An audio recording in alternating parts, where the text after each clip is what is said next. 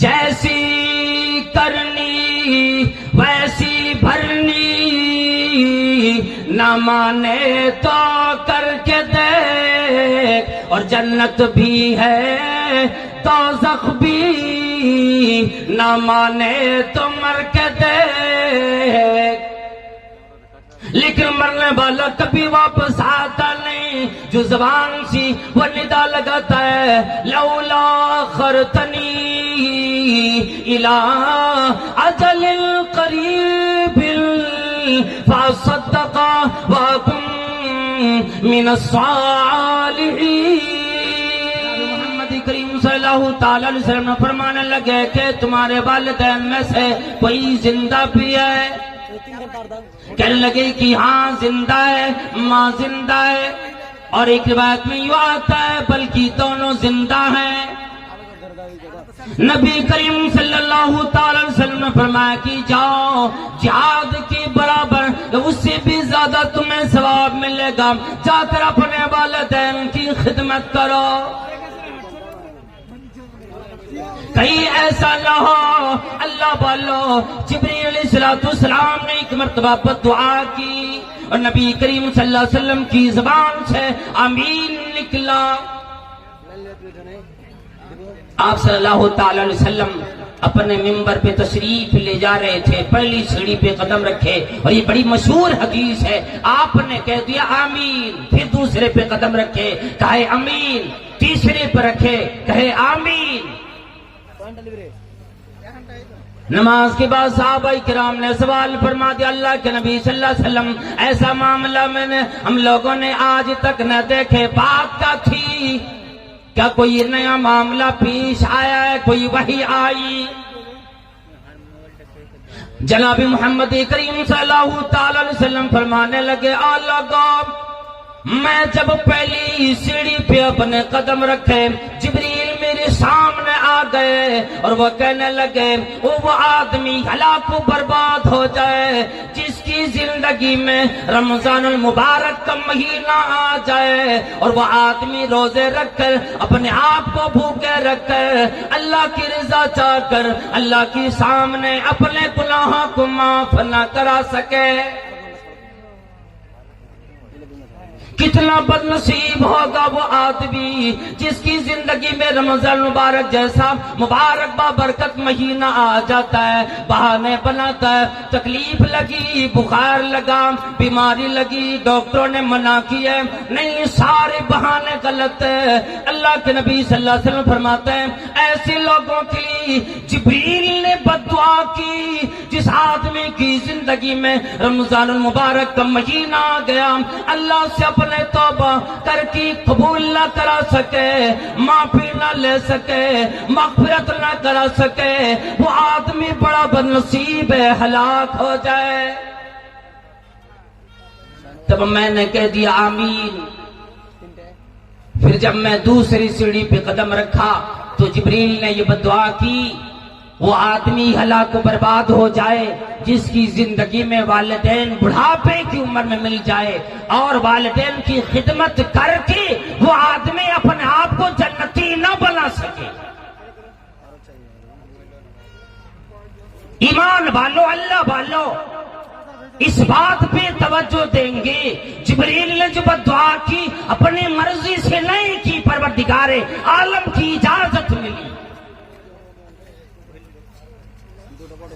بددعائی کی اپنی زندگی میں والدین کو پا لیے، اسے چاہتا تو خدمت کر کے والدین کو راضی رکھ کے اپنے آپ کو جنتیوں میں شمار کرا لیتے، لیکن اگر جو آدمی بدنصیبی میں آ کر والدین کو اپنی زندگی میں پاتے اس کی طرف توجہ نہ دے کر اپنے آپ کو جہنمی بنا لیتا ہے، بڑا ہی بدنصیب آدمی ہے وہ۔ اپنے ماں باپ کی طرف توجہ نہ دینے والوں، اپنے والدین کو جھڑکنے والوں، اسے اپنے توجہ میں نہ لانے والوں، اپنے بیوی کو اپنے والدین کے سامنے ترجیح دینے والوں، نبی کریم صلی اللہ تعالی علیہ وسلم نے فرمایا میں نے وہاں بھی آمین کہہ دیا۔ پھر تیسرے نمبر پہ یوں کہا جو ہم اور آپ اکثر کرتے ہیں، اسے ہم اور آپ کو بچنا چاہیے۔ جبریل علیہ السلام نے تیسری بات یہ فرمائی کہ اے نبی صلی اللہ علیہ وسلم، وہ آدمی ہلاک و برباد ہو جن کے سامنے میرا تیرے نام کا ذکر ہو، پھر تیرے اوپر درود نہ بھیجے، یعنی صلی اللہ علیہ وسلم نہ کہے۔ ہمارے آپ کے سامنے نبی کریم صلی اللہ علیہ وسلم کا نام مبارک کئی دفعہ آ جاتا، کتنے لوگوں کو یہ بھی پتہ نہیں کہ مجلس میں بیٹھنے کی آداب کیا ہوتا ہے۔ کئی افراط ہے تو کئی تفریط ہے، کئی زبان کھلتی ہی نہیں اور کئی اتنا کھلتی ہے کہ سارا پنڈال رات بھر ہل جاتا ہے۔ وہاں بھی بدمزگی ہو جاتی، یہاں بھی بدمزگی ہوتی ہے۔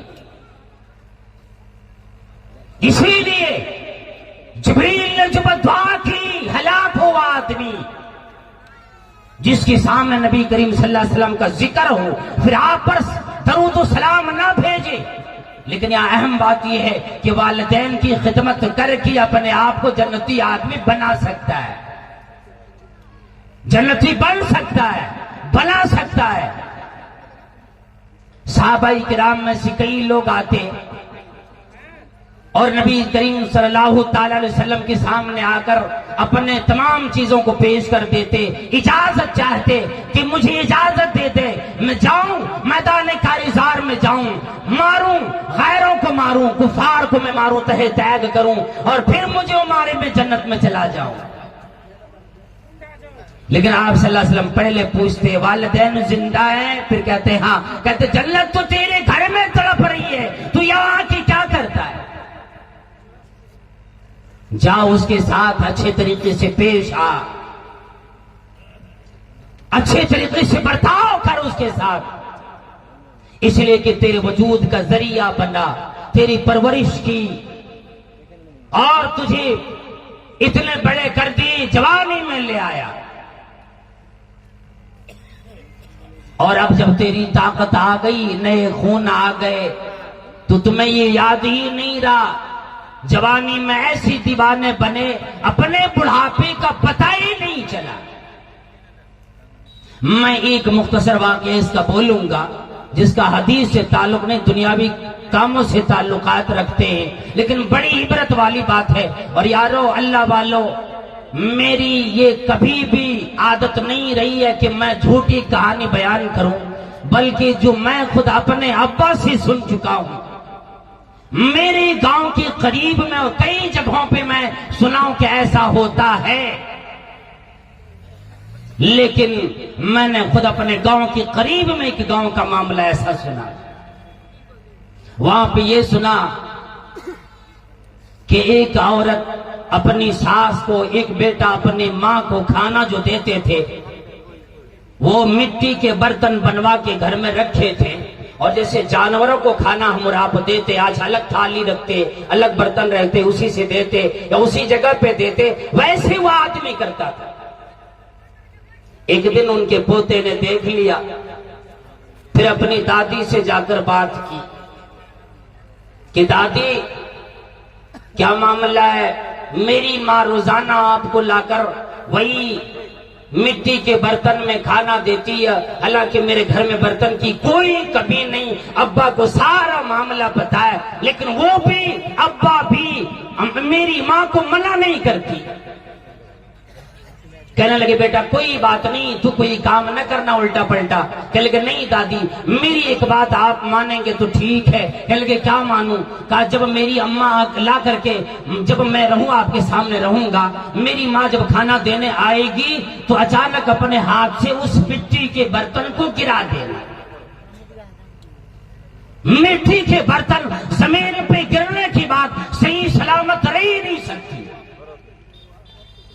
اب کیا بھی ویسے، پوتا سامنے تھا، اس لانے والے بہو کا بیٹا سامنے ہے، لا کر کے اپنے ساس کے ہاتھ میں دیتی ہے، گھر میں بیٹا بھی موجود ہے جس کی بیوی یہ ہے، اسے سارا معاملہ پتا ہے، لیکن پھر بھی دیا۔ دادی نے ویسی معاملہ کہ اپنے ہاتھ سے برتن گرا دیا۔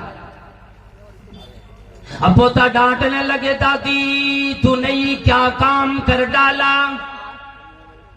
کتنی بڑی غلطی کی او دادی جان، تو نے برتن توڑ ڈالے۔ کہنے لگی بیٹا میں کیا کروں، میرا قصور نہیں، زندگی نے وفا نہ کی، یہ اعضا کام نہ کرتے۔ جواب دے دیے، میرے ہاتھوں نے ٹھیک سے نہ پکڑ سکے، برتن زمین پہ جا کر گری۔ ملت سماجت کرنے لگی، کہنے لگے نہیں دادی معاف نہ کروں گا۔ معامل دادی کہنے لگی بیٹا بات کیا ہے، اتنی ضد کیوں کرتا ہے، لے آنا مٹی کا برتن اور بھی لے آنا، میرا بیٹا تمہیں میں کہوں گی کہ پیسے دے دے گا۔ میری بہو سامنے سن رہی ہے اور میری بیٹے مجھ پہ خفا نہ ہو۔ کہنے لگی دادی معاملہ یہ نہیں ہے، معاملہ یہ ہے کہ میری دادی برتن میں سامان کی اس لیے رکھنا چاہتا تھا کہ او میری دادی میری اماں بھی ایک دن بوڑھی بنے گی، میں نے سوچا اسی برتن میں اپنی ماں کو کھانا دوں گا۔ آج یہ برتن تو نے توڑ ڈالی، اب میری زندگی کا ایک بڑا مقصد تو نے ختم کر دیے۔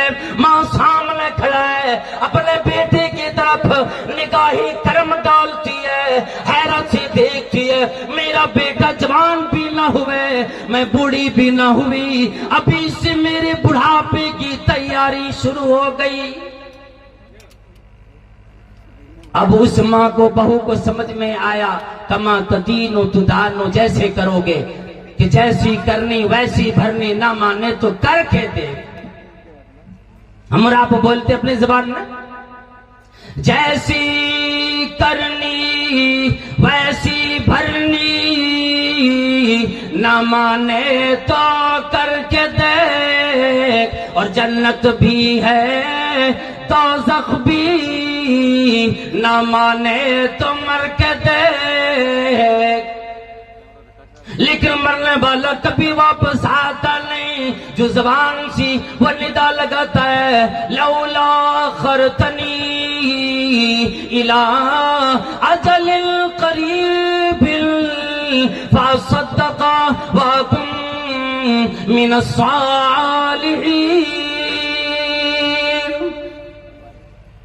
ندا لگاتا الہی ایک مرتبہ زندگی عطا کر، میں اپنا تمام مال جا کر خرچ کر ڈالوں گا، تمام مال میں لے جا کر جس مدرسے میں دینا تھا دے ڈالوں گا، الہی میں نیک لوگوں میں سے بنوں، مجھے ایک مرتبہ زندگی عطا کر۔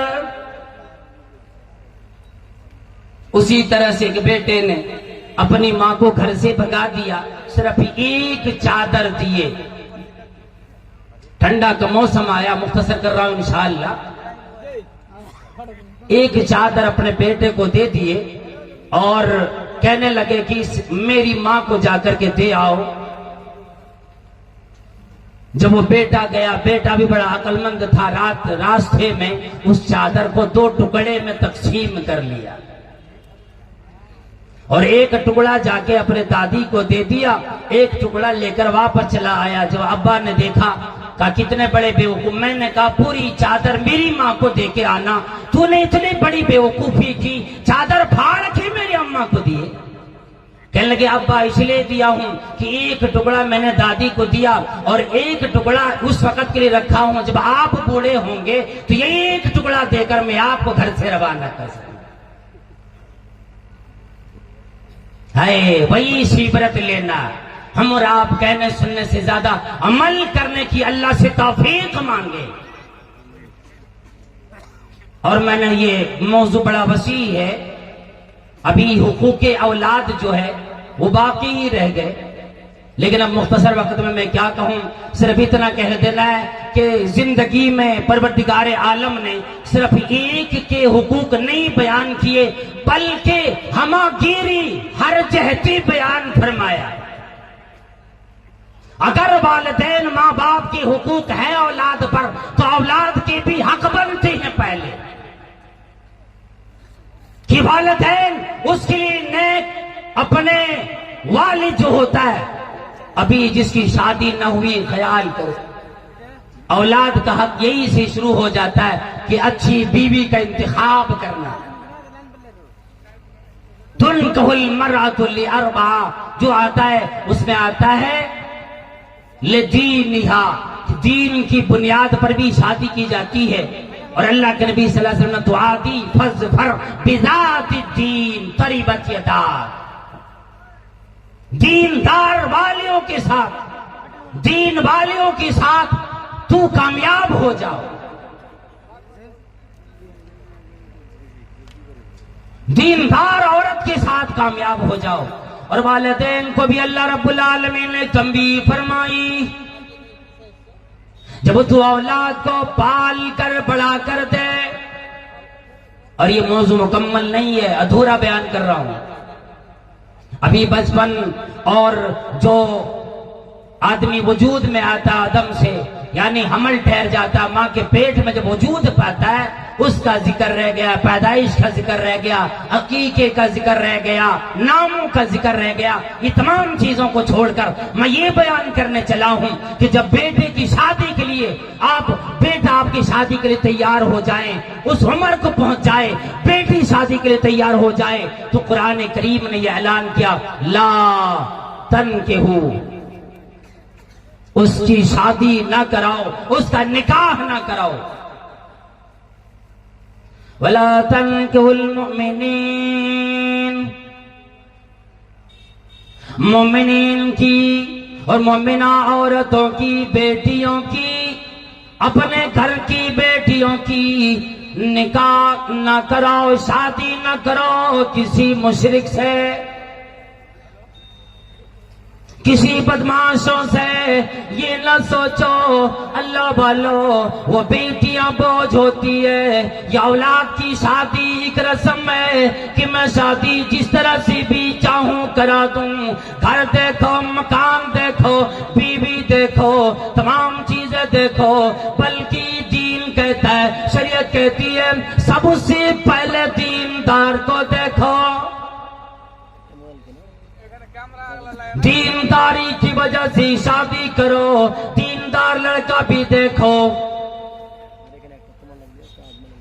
اذا اتاکم من ترضون دینہ وخلقہ، یہاں بھی کہہ دیا گیا نا، کوئی لڑکا اگر تجھے پیغام دے کہ میں آپ کی بیٹی سے شادی کرنا چاہتا ہوں، ڈائریکٹ آ کر بات کرے، اور اگر اس کا اخلاق ٹھیک ہو، اس کے دین سے تم مطمئن ہو، تو یاد رکھو کہ اس سے اپنی بیٹی کا نکاح کرا دو۔ اور اگر ایسا نہیں کیے تو دین میں بڑا فساد آئے گا۔ فساد کا مطلب یہاں پر پہلا مطلب یہ نکلتا ہے کہ وہ لڑکا سوچے گا میں دیندار بن کے کیا فائدہ، مجھے داڑھی رکھنے سے کیا فائدہ، نماز ادا کرنے سے کیا فائدہ، مجھے تو کسی نے ترجیح ہی نہ دی، میری دولت دیکھی۔ پھر وہ آدمی دین کی طرف، وہ لڑکا دین کی طرف رجحان کم رکھے گا، دنیا کی طرف رجحان زیادہ ڈال دے گا۔ اس لیے فرمایا دیندار سی شادی اپنی بیٹی کی کراؤ۔ اللہ کے نبی صلی اللہ تعالی علیہ وسلم نے انتخاب کا طریقہ بتلایا۔ آج ہم اگر اپنی بہنوں کی، اپنی بیٹیوں کی شادی اگر کسی بدعتی یا کسی اور کے گھرانے میں کرا دیتے ہیں تو یاد رکھ لیجئے اس دن گویا کہ ہم نے اپنے بیٹی سے اپنا رشتہ، اپنا تعلقات ختم کر ڈالے۔ اسی لیے اولاد آ جائے جو بھی ہو، بیٹی ہو بیٹا ہو، ہر اولاد نعمت الہی ہوا کرتی ہے۔ شعیب علیہ السلام کو پروردگار عالم نے صرف بیٹیاں ہی عطا کی، ابراہیم علیہ السلام کو اللہ نے صرف بیٹے عطا کیے، اور آمنہ کی لال عبداللہ کی جگر جناب محمد کریم صلی اللہ تعالی علیہ وسلم کو بیٹے بھی دیے، بیٹیاں بھی دیے، 2 یا 3 بیٹے عطا کیے، لیکن ہر ایک بیٹا اپنی زندگی کی پہلی عمر میں ہی اللہ کی پیارے ہو گئے، قضا کر گئے۔ بیٹیوں میں حضرت فاطمہ الزہرا صدیقہ رضی اللہ تعالی عنہا سے آپ کی نسل چلی۔ یہ پروردگار عالم نے فرمایا للہ ما فی السماوات والارض، یخلق ما یشاء. اگر کسی کے گھر میں کسی کی بہو کی بیٹی ہو جاتی تو نہ جانے گھر والے کیسے آسمان سر پہ اٹھا لیتے اور اسے زد و کوب کرتے. حالانکہ یہ اس کے بس کی بات ہے ہی نہیں کہ کوئی عورت اپنی مرضی سے کسی اولاد کو جنے. وہ چاہے تو بیٹا جنے چاہے تو بیٹی جنے. یہ بالکل پاگل پن ہے, بے ادبی کی دلیل ہے اور پاگل ہو جانے کی دلیل ہے کہ اپنی بہو کو اپنی بیوی کو آدمی ڈانٹتا پھٹکارتا ہے کہ تم نے بیٹی کو جنم کیوں دیا. حالانکہ ہمیں اور آپ کو پتہ ہی نہیں, اللہ جس سے راضی ہوتا ہے بیٹی عطا کر دیتا ہے, جس سے ناراض ہوتا ہے بیٹا دے دیتا ہے. ہاں سلف صالحین نے ایک طریقہ یہ بھی بتلایا کہ تجھے کیسے پتا لگے گا کہ تو نیک ہے کہ کیسا. کہا اگر اللہ تجھ سے زیادہ راضی ہے تو بیٹی عطا کرے گا, کم راضی ہے تو بیٹا دے گا. کہا وہ کیسے؟ کہا بیٹا ہی تو ہے جو بدلہ پورا کرے گا بڑھاپے میں, جو تو نے اپنے والدین کے ساتھ کیے. اللہ اگر تم اپنے والدین کے ساتھ برا سلوک کرتے ہو اللہ تمہیں بیٹا دے دیتا, خوش ہو جاتے ہو اللہ نے مجھے بیٹا سے نوازا ہے. اور یہ نہیں سوچ پاتے اللہ نے میری زندگی میں ہم نے جو والدین کو تکلیف دی بدل دینے کے لیے ہمیں بیٹا دے دیا.